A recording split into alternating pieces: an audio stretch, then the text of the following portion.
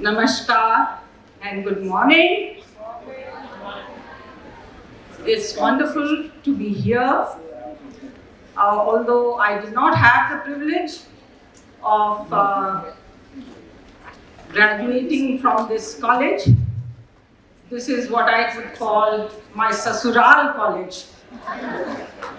So, wonderful to be here. And wonderful to see all the women students who are aspiring, I hope, to be also in politics, quite apart from all other areas of endeavor that is open to you.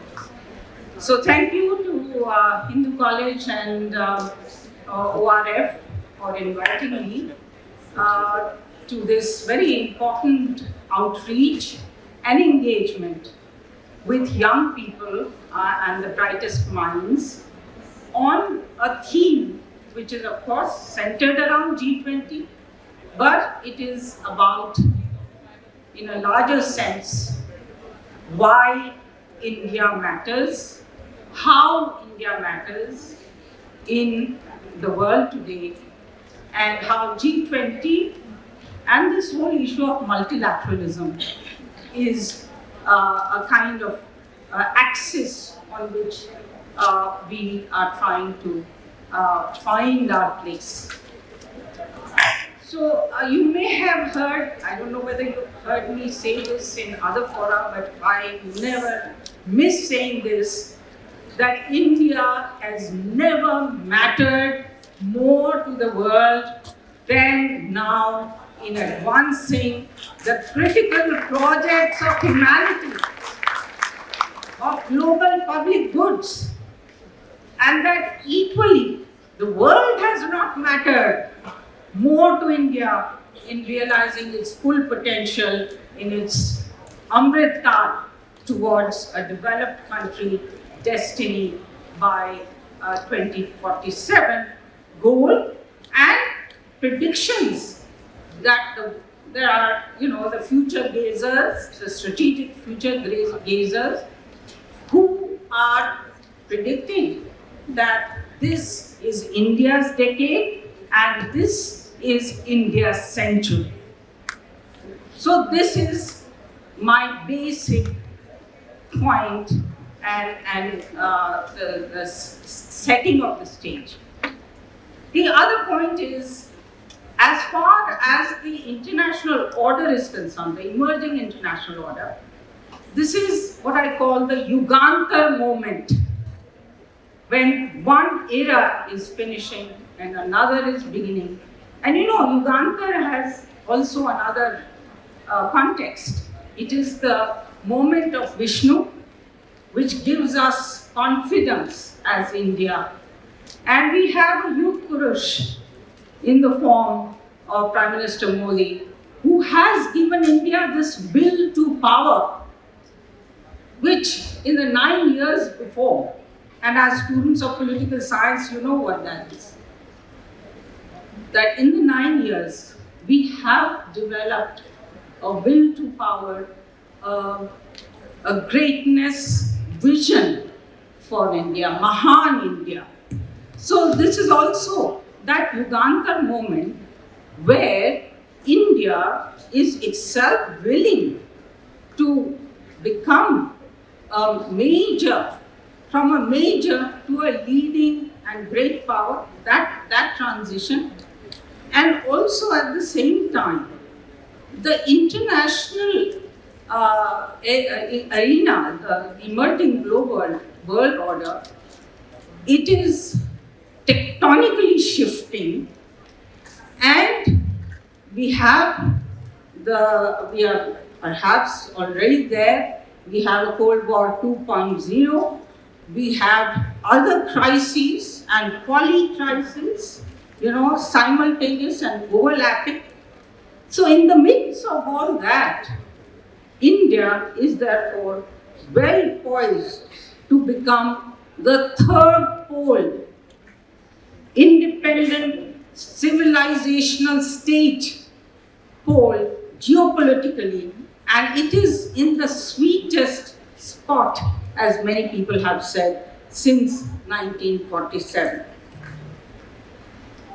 It's also about the confidence and Rashtra Dharma, as I mentioned already, of will to power, and in the context of, and that is a point I really want to say, because we have in the G20 the mantra of Vasudhaiva Kutumbakam. But we have to fuse that with Rashtra Dharma. And you know, just now, Secretary MEA pointed out how the G20 is unfolding as much within India to build that civic nationalism, that Rashtra Dharma, that pride, that capability, as it is projecting outside as G20 presidents. Then let me turn to how, you know, some of you asked, why is multilateralism important for India?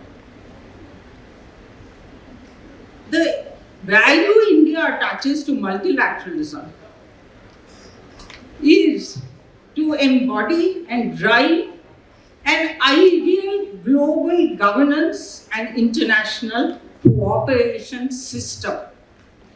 India's presidency of G20 rightly prioritized the theme of reformed multilateralism to make it current and, as was mentioned earlier, fit for purpose for the 21st century in advancing the 5 major projects of humanity. So what are these 5 projects as I see them? One is peace and security, including early warning, conflict prevention, peacemaking, keeping and building, disarmament, especially with regard to weapons of mass destruction, and counter-terrorism. This is one. The second is democracy and human rights. The third is sustainable development in its economic, social and environmental dimensions, and climate change action. Then, fourth is humanitarian, disaster and crisis prevention and response. And the fifth is what was being mentioned earlier, technology 4.0 to be wisely assessed, and I want to emphasize this, fairly harvested and governed and used to leapfrog and telescope progress in other 4 projects of humanity. And it must end the lawlessness, for example in cyberspace, and prevent technologies from being misused for global bads, because there is a concept of global bads as much as there is a concept of global public goods.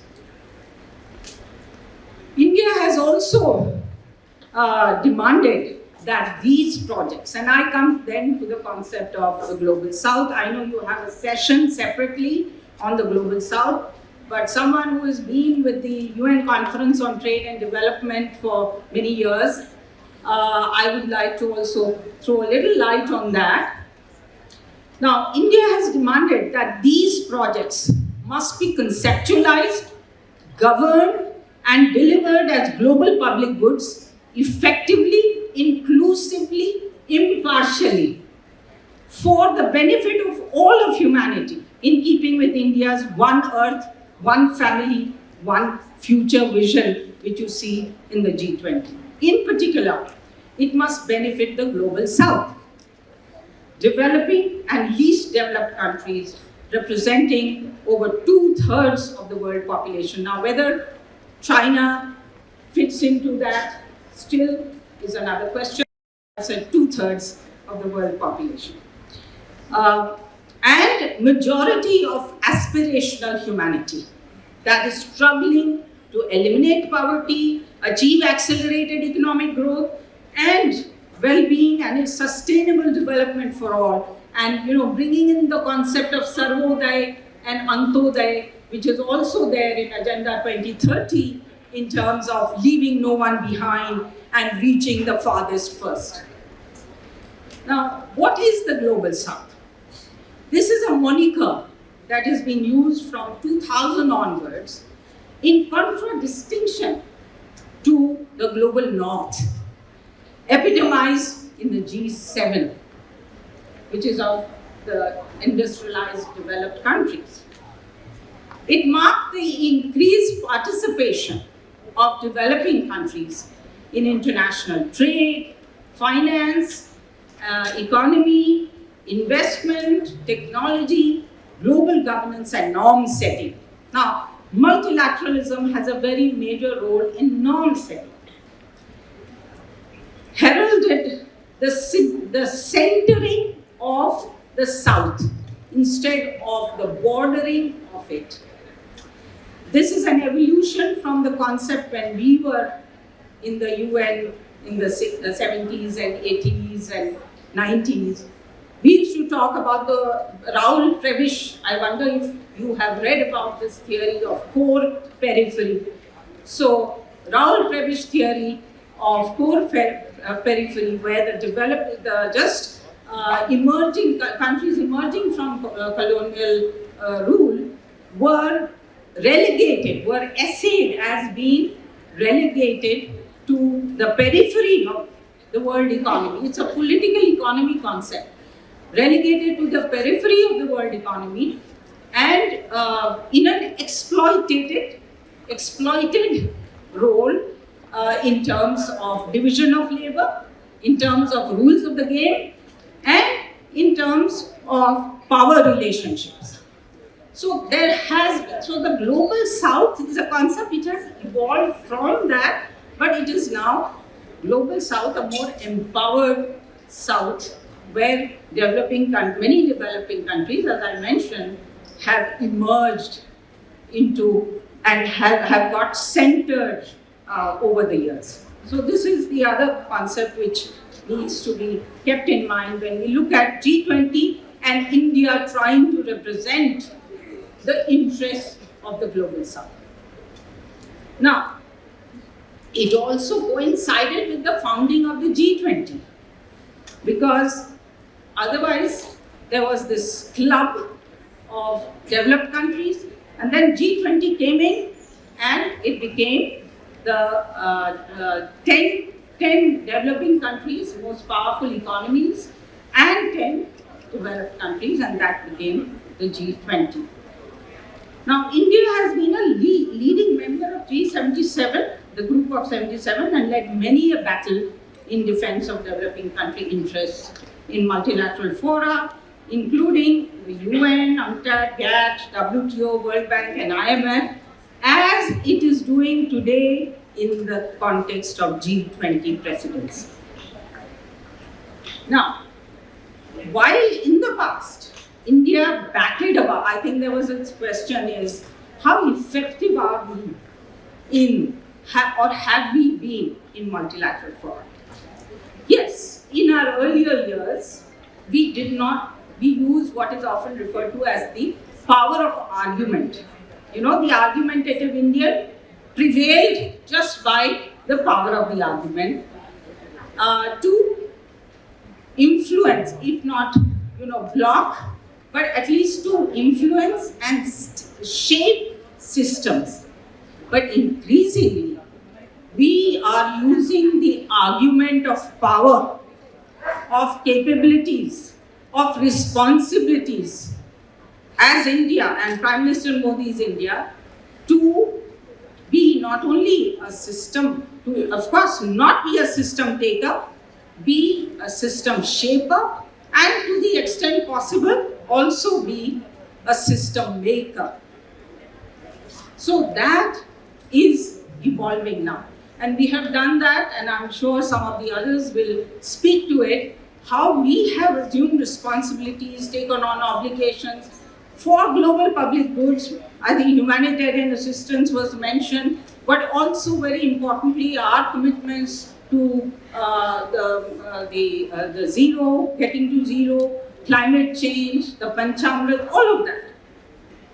Because we are showing by doing, and doing by showing. So, India has also, now what is it that has been the credo of the global south as India has enunciated it? The credo of the global south led by India in G20 and multilateral system has been, by the way, this is all in the context of making multilateral system work for development, work for developing countries. So, the credo has been that we have to have more effective international and north-south cooperation, and of course south-south cooperation, to focus on interdependence, not dependency. And in a way, it's the Atmanirbharta ethos, if you will. Fairer, more just, more equitable multilateral trading, financial and monetary systems and international order. Then many people refer to globalization. Who has it benefited? Who has it not? So the global south would want more beneficial win-win globalization, selection and provisioning of global public goods, and mitigating of global risks and bads which affect all. Participatory decision making, I think this was referred to in the context of the UN Security Council. More adequate institutions, means, financial and technological modalities and mechanisms, establishing who does what. And each according to its capacity and weight, because this is an important principle, for example, in climate action. Each according to its capacity and weight. For the benefit of all, and priority setting between markets and the state. Now, this is a very important issue, both within countries and in international political economy as well. The North must assume genuine global responsibility, make contributions according to their capacity, embrace global solidarity. In the context of COVID, we saw this was lacking, and India showed that solidarity. And provide a favorable external environment for the South's sustainable development. This is also very important, because the external environment, you can do your best as a country like India, but if the external environment becomes unfavorable, then some things just don't work out. So coming to the multilateral system, you had a bit of a discussion already during the earlier panel on the multilateral system. Often there is confusion. When you say multilateral, people take plurilateral, minilateral, everything, and they bundle them into one. So let's distinguish that. The multilateral system, anchored in the United Nations with its universal membership, encompasses, of course, the Bretton Woods institutions, World Bank Group, IMF, GATT, WTO, and a spaghetti bowl of over 60 departments, funds, programs, specialized agencies, and entities. And sometimes we judge the outcome of one department or one agency, like the WHO, when we judge the UN, for example. So we have to be clear that some of this is indeed a very big universe. It is to be distinguished from plurilateral groupings such as G20 and minilaterals such as Quad or I2U2. You have to keep up with the alphabet soup. And a plethora of North-South, South-South, regional and sub-regional and inter-regional cooperation groupings that populate this planet.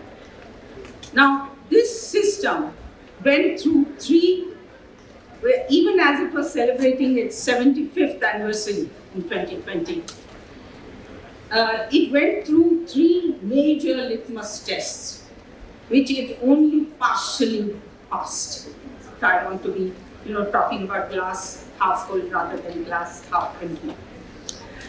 And these were the World War III, like COVID-19 pandemic, health and biosecurity crisis, 7 million deaths, socio-economic calamity, the Ukraine-Russia conflict threatening to turn into a West NATO versus Russia one with a real risk of a new nuclear Armageddon, the 3 F's crisis, which was mentioned, and further socio-economic distress.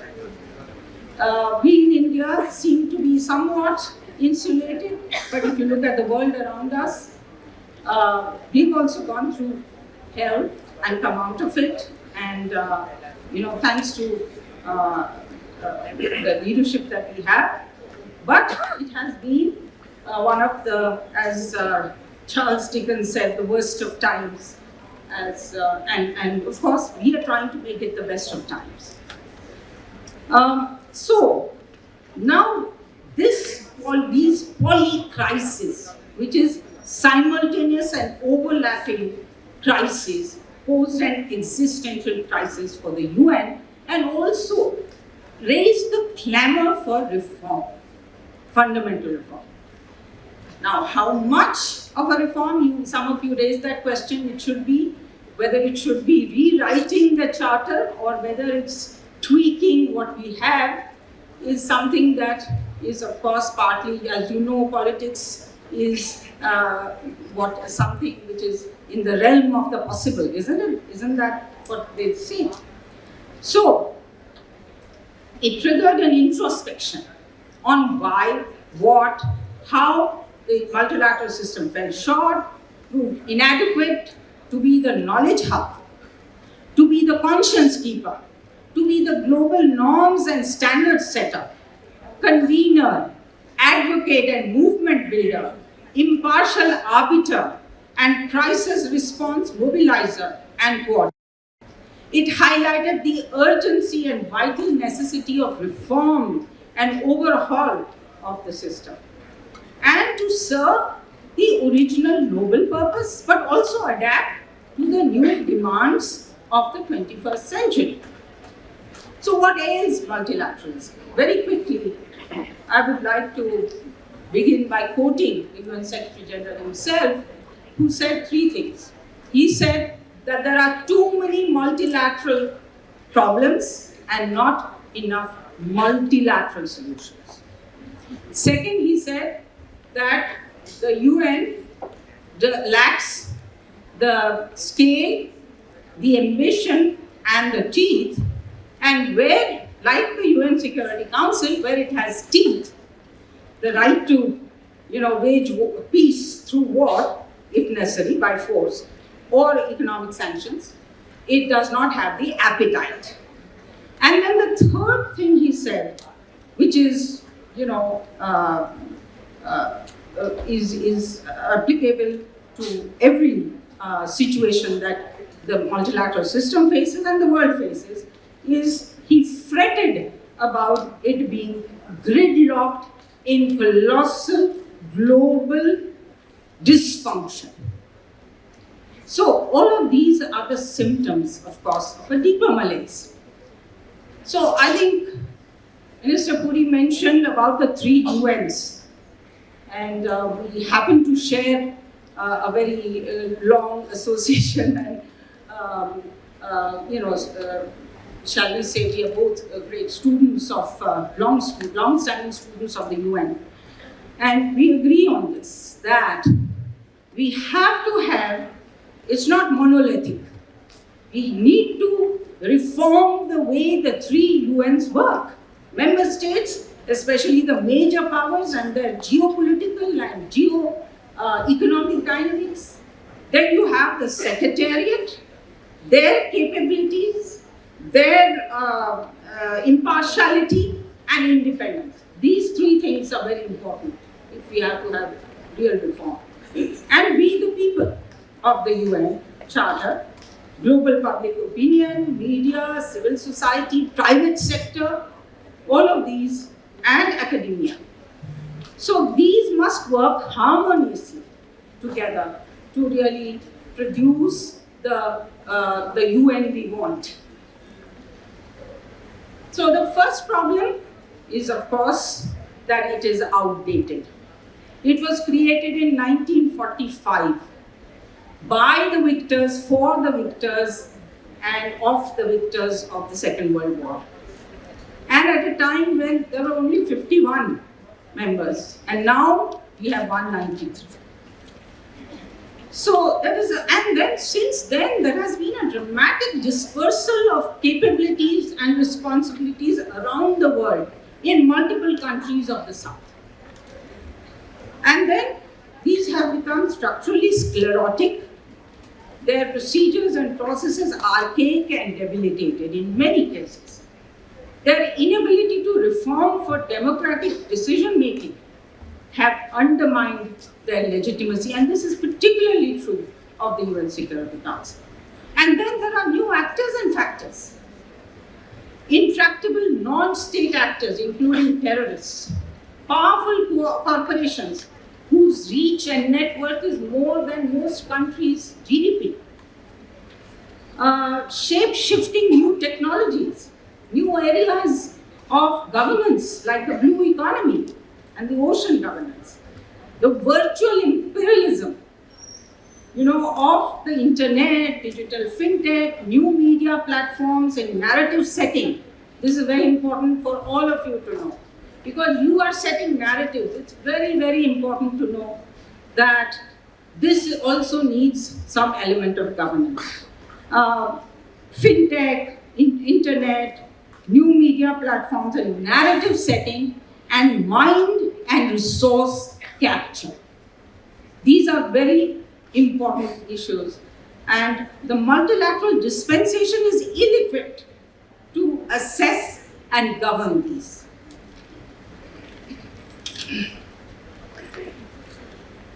Also, the processes and how it is organized, the decision making has been very elitist in many cases, and certainly in the organizations that have teeth. And that is where we seek change as India and on behalf of the global South. And this is what I want to also emphasize, whether it is UN Security Council or whether it's IMF World Bank, where we seek more voting power for developing countries. It is not only about India. Yes, it is about India, but it's also about the global South. So let me just look at, in the 15-member UN Security Council, veto-wielding permanent 5 have control over its decision-making, and entire continents, Africa, Latin America, and most of Asia and SIDS have been left out. And over 5 billion people are unrepresented in permanent membership. So that is the anachronism of this. And then, of course, in the BWIs, IMF World Bank, they have weighted votes and skewed quota system, SDR allocation formula, convertible currency norms, lending policies and decisions influencing finances and markets. And in the GATT WTO, those with the largest trade share and budget contributions wield power to set the trade rules. So, this therefore raises the question, I think one of the questioners raised that question. Whose multilateralism, whose UN, whose BWIs is it?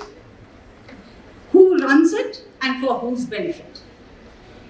Is common good and interests of the weaker countries, whose champion and succor the UN is supposed to be, sacrificed at the altar of the country's interests and the major countries' interests and gaming of systems? WHO and its COVID-19 stance is a recent case in point. So, the other issue is it is under-resourced, donor-driven organization because the regular budget is limited and then extra budgetary resources, whoever donates rules. It's like I used to call it the dowry system. So all of this has to change. And then I think UNSC reform, where India has in when it was president, it had the presidency of the UN Security Council, proposed the norm, which is the new orientation for reformed multilateralism, involving the UNSC reform, which is the apex controlling organization, as I said, mandated to wage peace, impose sanctions, use force under Article 41 and 42 of Chapter 7 of the UN Charter. So, this is like the cockpit. It's like the control tower that needs to be reformed. Increase the number of non-permanent members and permanent members to provide equitable representation. By the way, this has been a 30-year journey. Again, this is unconscionable. From all continents, populations and regions. And not only because we want to represent those regions, but because of greater diversity of experience, political sagacity that we can bring, and bridging role. This is very important in today's time. Sustainability, effectiveness, quality of decision making, and salience of actions on the ground. And then, of course, there is this whole veto question. Give up the veto or abolish it, or discipline it. Better calibrate the relative roles of the UN General Assembly vis-a-vis UN Security Council, better codify and formalize and make more accountable the working methods, and also have a more independent and able secretariat, provide regular budget, predictable, stable funding for peace and security architecture and its functions, including counterterrorism, because that is a major issue, that the counterterrorism secretariat is donor funded. So the narratives and the agendas are often donor driven. So we have to make that break. And of course, empower and enable regional organizations. And of course, in order to do this, we have to immediately engage in the General Assembly in a text-based negotiations and directly on the reform itself, without talking about whether to reform or not. And I think there is now, after this shake-up of the Russia-Ukraine conflict, there is a realization, even amongst the P5, that there is a need for change. And some things are moving, but not enough. But of course, what is our ideal? That these negotiations should lead to an outcome that should be launched at the reformed UN at a UN conference of the future. There is a UN conference of the future which is scheduled for 2024 September, wherein a new agenda of peace is to be adopted. But if you don't have a reformed Security Council, what's the meaning of this new agenda of peace? And then, of course, I mentioned counterterrorism architecture and also the UN sanctions regime. Again, the court, for example, has expressed concern about the politicization of the working of UN sanctions regime, and the court called on all states to maintain the objective and evidence-based working methods of the UN Security Council Sanctions Committee. And of course, we very much support, as India, as you know, the early adoption of the Convention on Counterterrorism, which has been held up again for many years. I hope we can have a breakthrough and a refocus on this very important peace and security issue, which seems to have fallen off the radar somewhat, and I think India has tried to bring it back. Then very quickly on the reform of the multilateral development banks. They suffer from being, you talk about too big to fail. Here, you are too small to succeed.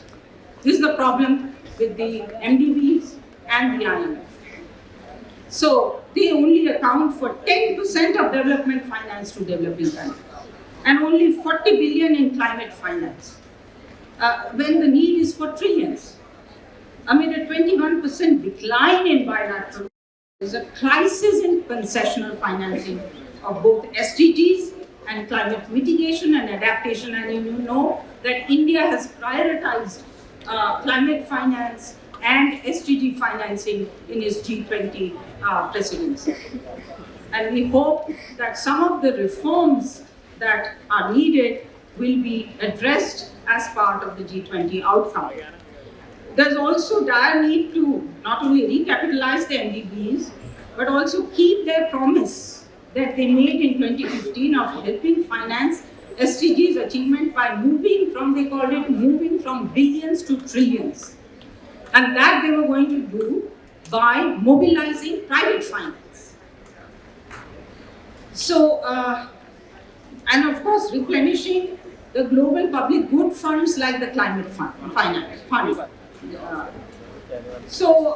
Then we come to, and there are a number of ideas. I think I've already taken a lot of time, so I just want to very quickly talk about IMF quota and voice reforms, which are very much on the cards and which are scheduled normally, but also as G20 presidency, we would be pushing that.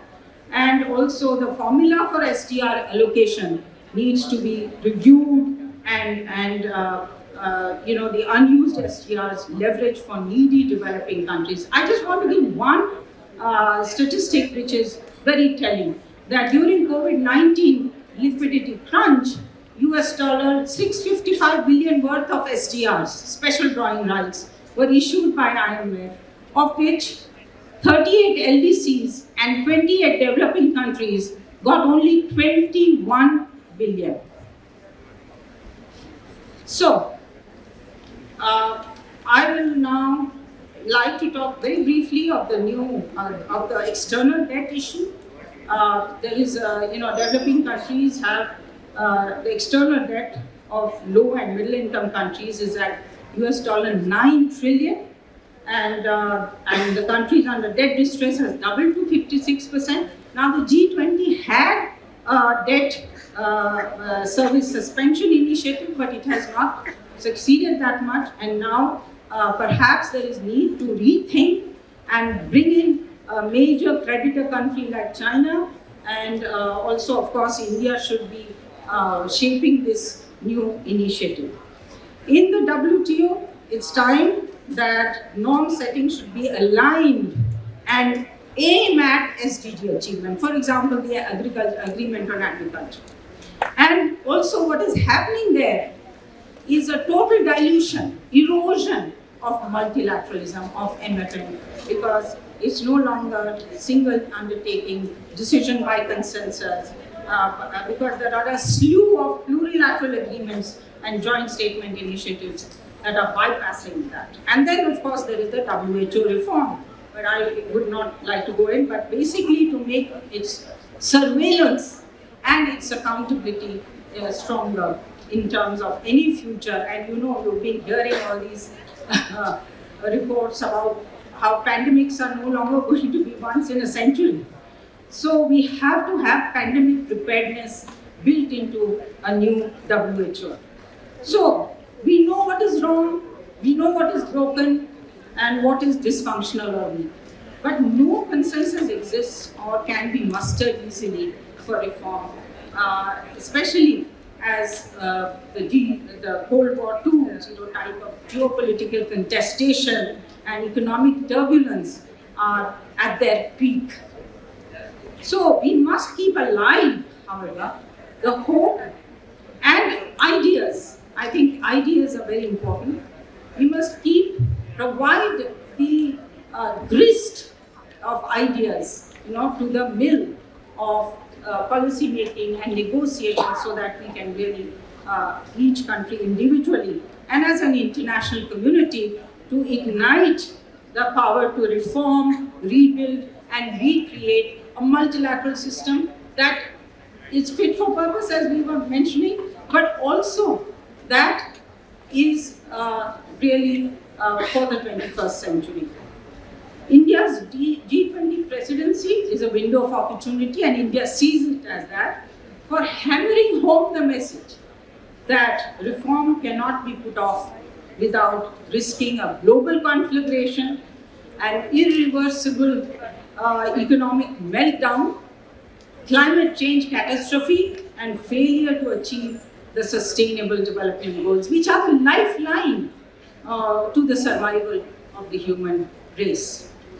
India has and must continue to demonstrate its faith in what Swami Vivekananda ji said in terms of his belief in the perfectibility of humanity and its institutions. Thank you. We have two panelists with us, Ambassador Sujan Chinoy and Adrian Haack from KAS India office. And both, I think, perhaps can engage with two sets of issues that Ambassador Puri raised. Ambassador Chinoy, if we can start with you. I think we heard a lot about UN reforms and UN reform agenda. And of course, one very pertinent issue about financial structural reforms. Perhaps if you want to talk about that, you have done a lot of work on that area and you have looked at it very carefully. As to what reforms are we looking at from an Indian perspective, which are priority areas for reforms, and where do you think the bottlenecks lie in terms of moving forward? Thank you for inviting me. And Ambassador Lakshmi Puri has covered a vast gamut of issues. But for me, fundamentally, the takeaway is that multilateralism is fractured. It's not yet completely irrelevant. In other words, it must not just be reinvigorated, but also reformed fundamentally. And I think the international community must judge multilateral systems in terms of their ability to deliver, their ability to resolve the number of challenges that we face today in an era of polycrisis.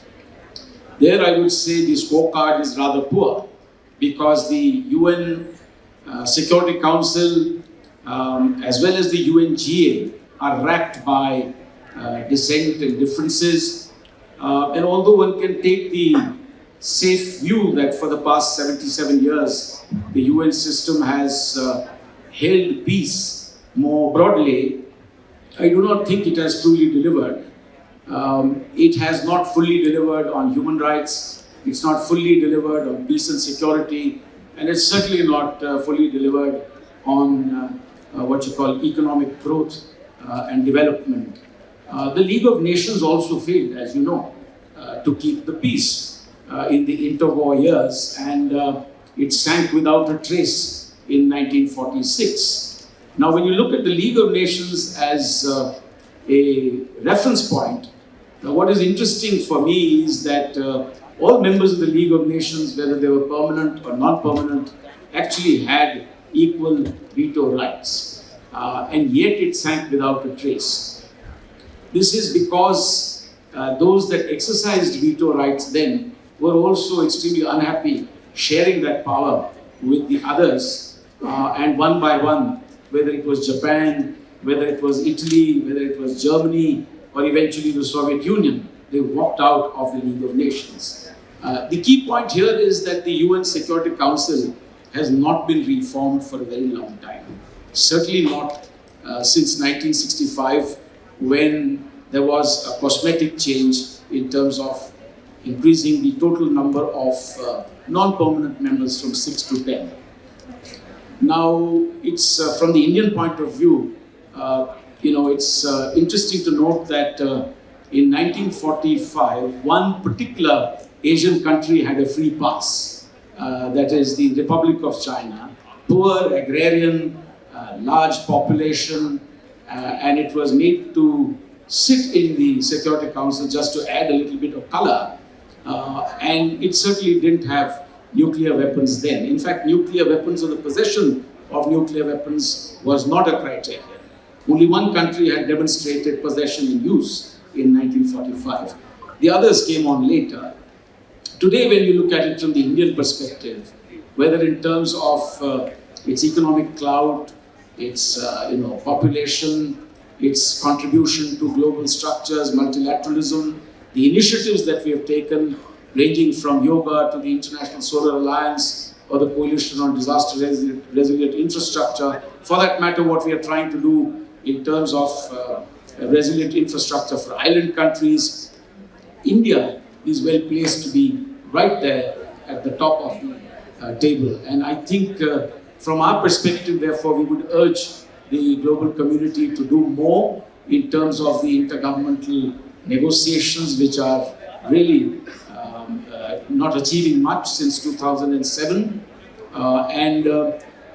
We must look closely at veto power, which has been greatly abused by the permanent members. On the financial institutions, if I may add a word or two, I think from my general understanding, the IMF SDR quota system has, right since the inception, been weighted heavily in favor of the developed nations. So if you look at the SDRs of 952 billion US dollars, well, nearly 1 trillion, it's only 1% of global GDP. So it shows that there isn't adequate financing there. Secondly, when you look at the breakup, 426 billion US dollars is really the SDR element. The rest of it is new arrangements to borrow, bilateral borrowing arrangements, which are again discretionary in the hands of the developed countries. So to start with, the SDR structure hasn't seen much of a reform. A bit of tinkering that was referred to in terms of the additional voting rights in 2007 and 8, possibly the bailout of $659 billion that Ambassador referred to, but there hasn't been a restructuring in terms of the relative weightage of respective economies in the global economy and their corresponding, SDR rights at the IMF. For the World Bank also, I think it has to compete today with other financial and developmental systems. I see three.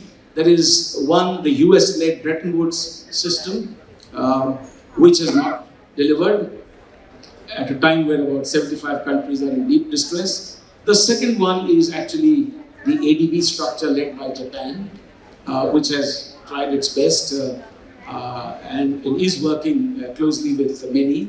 And the third structure that has emerged is one that is led by China, which is preserving the existing system because it benefits from the existing system, but also creating parallel systems like the AIIB and the BRICS New Development Bank, etc. For me, the irony here is that these are working together and yet not working together. The United States and Japan are nowhere to be seen in the China-led systems, but their closest allies, like the United Kingdom, Germany, Australia, are inherent members of the AIIB, and India is a founding member of both AIIB and the new development bank of the BRICS. It's a very complex situation. What I would see the positioning of India is that in this world in which there are too many binary choices between this group or that group or this ideology or that, India must offer that third choice. Whether it is in infrastructure, whether it is in solar, whether it is in connectivity, whether it is with regard to island nations, it is India that can also offer ethics, values, and truly try and implement this whole idea of Vasudhaiva Kutumbakam. The crisis is common to all geographies. I've generally tried to summarize that as the 6 T's. The T of trade, the T of technology, the T of territory, the T of terrorism, the T of tenets as in narratives and competing ideological groups, and the last one is the T of trust or the utter lack of it. This is common, whether it is the Indo-Pacific, whether it is Ukraine and the European theatre, whether it is elsewhere. So we should have more of multilateralism, but this can only be done if there are adequate structures that deliver. And they must deliver for the betterment of the global community, not to preserve the exceptionalism inherent in the existing global system. I think the G20 for India provides that moment when we can bring everybody onto a common platform. There are no vetoes in this group yet. A very large part of the global, GDP, trade or population is involved, and maybe reason with people to see that this is an opportunity for low-hanging fruit to be delivered, to try and overcome some of their contradictions elsewhere. And I think India can give that leadership. Thank you. Thank you, sir. Adrian, if I can come to you, we have heard and we have been hearing a lot about multilateralism's crisis, and yet we also know we can't live with it, so we need to create either alternative structures or reform existing set of multilateral institutions. India and Europe, India and Germany both have had very similar approaches in some ways towards the crisis that multilateralism is facing, and yet there are some divergences in terms of how to proceed further. As someone looking outside into this conversation that India is having among ourselves, with what the future holds, what role India can play, what possibilities do you see for India as part of the G20 process, as well as the broader question of multilateralism and where India stands in that architecture at the moment? So, let me start with the G20 topic, because, as you know, Germany is in G7 and in G20. And from our perspective, both bodies are extremely different. G20 is more representative, represents more humans, more global GDP, and G7 is kind of easier to find consensus. So from the German perspective, G7 is the more efficient body, and G20 is the more representative body. And what usually happens is that work flows where it's where it's got delivered. Yeah. So Germans tend to put more and more topics into G7 because there it's easier to find a consensus, and there are obviously two reasons for that: China and Russia. And the problem we are facing in global scale, and first of all on climate change, is that G7 will be not able to handle this problem alone. And therefore, we need G20 as a more representative body. And we are very happy that India is now, in this moment in time, having the presidency, because India, as no other country, is able to play the role of a moderator. Because India, on the one hand, is the 5th biggest economy, it's already an industrialized country. On the other hand, it's at the same time a developing country, and it's also dealing with problems which climate change already creates. So therefore, India has, in the so-called global north and so-called global south, even though I don't like these terms, in both spheres, India has a good reputation and can bring a lot of knowledge in. And therefore, I really expect a lot of this G20 presidency when it comes to the question of climate change and other questions of environment. But you had the second part of your question, which was multilateralism in general. And there, I would say that the UN Security Council, which was a lot of an object of criticism here on the stage, is of course not representative, and at the same time it's also not effective. So what we see in G7 and G20, at least from the German perspective, both appears on the UN Security Council, and therefore I would say we can reform it, we can include more countries. Let's say India and Germany would both be part of. It would be more representative, but I wonder if it would be more efficient. I don't think so. And again, what happens again if you have a non-efficient multilateral framework? There are two groups of countries who will solve the problem, and they will build bodies to do so. This is those group of countries who have the problem, and those group of countries who have the capability to solve it. And we see it very, very easily on the current event, the war in Ukraine, UN voting was only symbolic, has no influence on the ground. What actually happened that within a very short time, Ukraine contract group was implemented and became, in a few weeks, the biggest military alignment in mankind. And it only consists of two parts of countries, those who have the problem, Poland, the Baltics, Germany, etc., and those who can contribute, Japan, Australia, US, etc. And in this kind of problems that works, but it won't work in other cases like countering terrorism globally, like fighting climate change, or let's say in the areas of ocean. And therefore we really need an international framework where we can work on those issues. So I don't believe that UN will ever be able to provide peace all over the world. That would be a kind of big of a challenge. It has to be solved regional. But UN should be able to work on the issue of climate change, because otherwise we have a global problem. Thank you.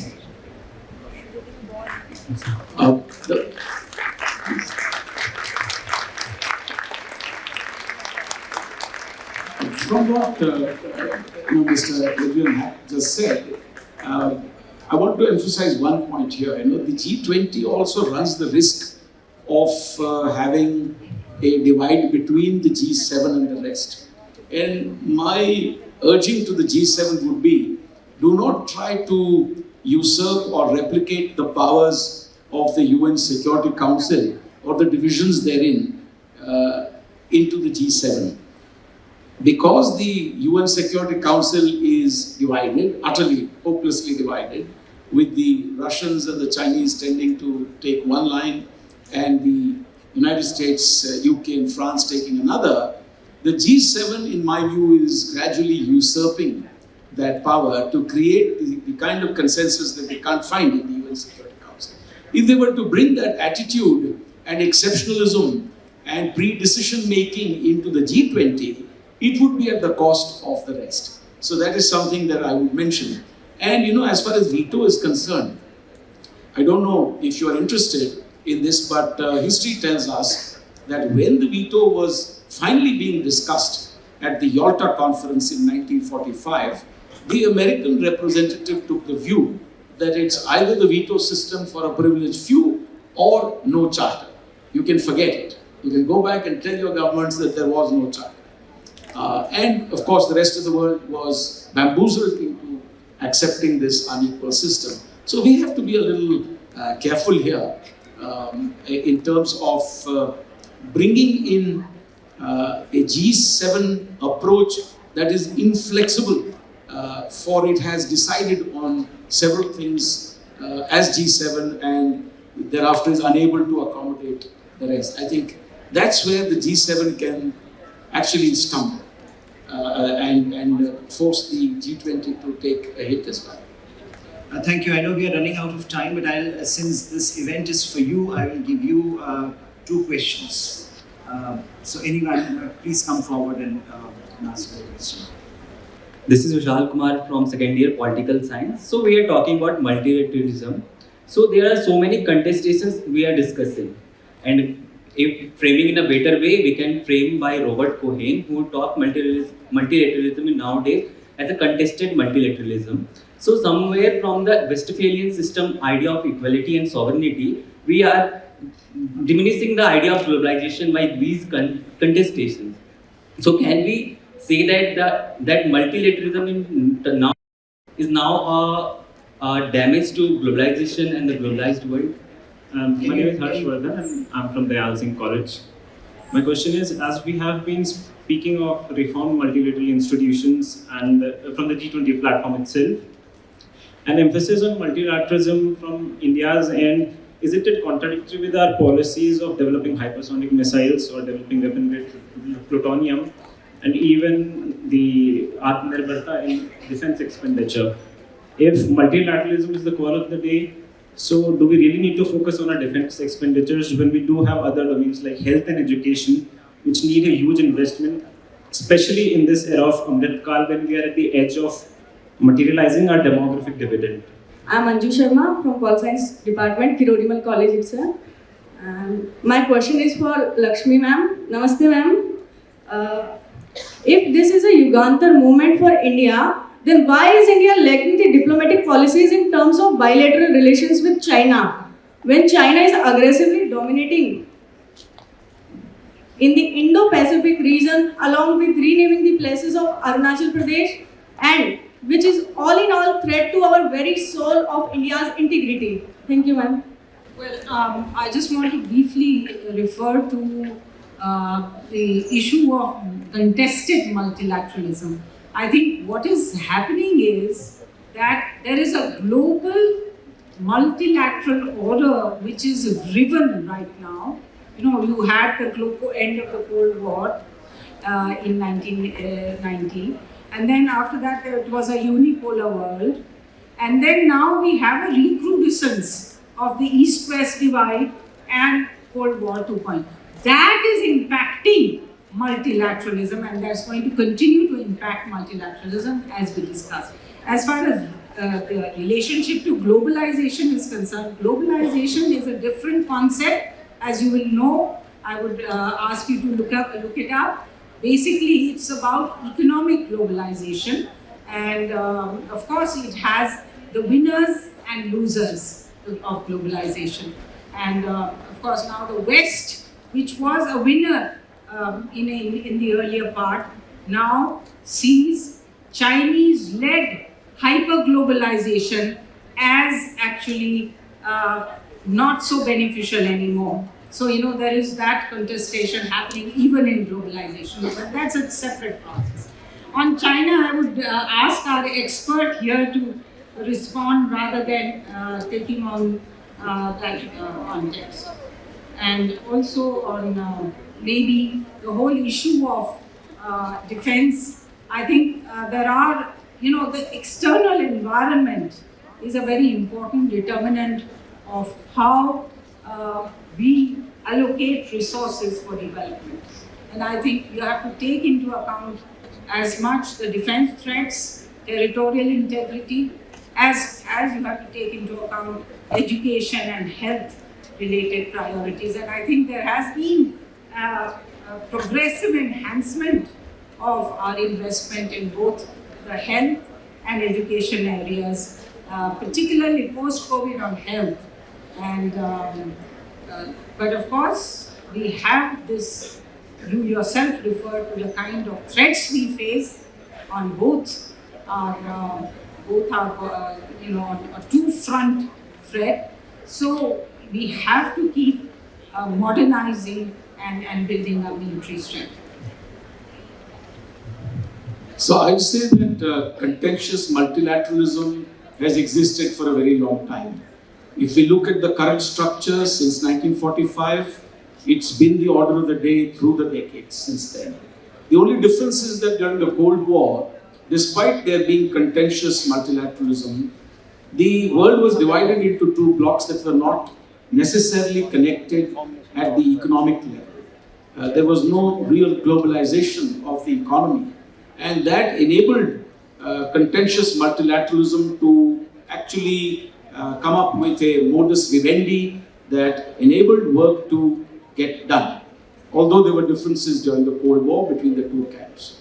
Today it's quite different because not only are the two main adversaries intrinsically interconnected at the economic level, the United States and China, for instance, but the rest of us, including the Global South, is interconnected with the both of them. The second point is that globalization is the genie that you cannot put back into the bottle. Some have gamed it, some have used it better than others, but there are a lot of countries that have not benefited from the globalization as we know it today. The gaming has to be prevented. In other words, for instance, market access, the definition of a market economy. China, despite being in the WTO for long since 2001, at the end of the 15-year period, was not recognized as a market economy in 2016 for very good reasons. So globalization has to be a level playing field. It cannot be a structure in which some can gain things more than others, create dependencies, debt trap diplomacy, and so on and so forth. Third point, very quickly, is that the world today is unable to agree to a proper definition of rules-based international order. And the point here is that these rules, as many argue, were made by some, were made by few countries in a different era. This may actually put the most unlike partners on the same side sometimes. For instance, even India would believe that there are aspects of this rules-based international order in which India had nothing to do with the making of those rules and regulations. At the extreme level, you will see that China, which is part of the existing privilege system, is also saying the same thing. That rules-based international order, but in the context of the Indo-Pacific, the Chinese would say, we didn't make those rules, we didn't contribute to that.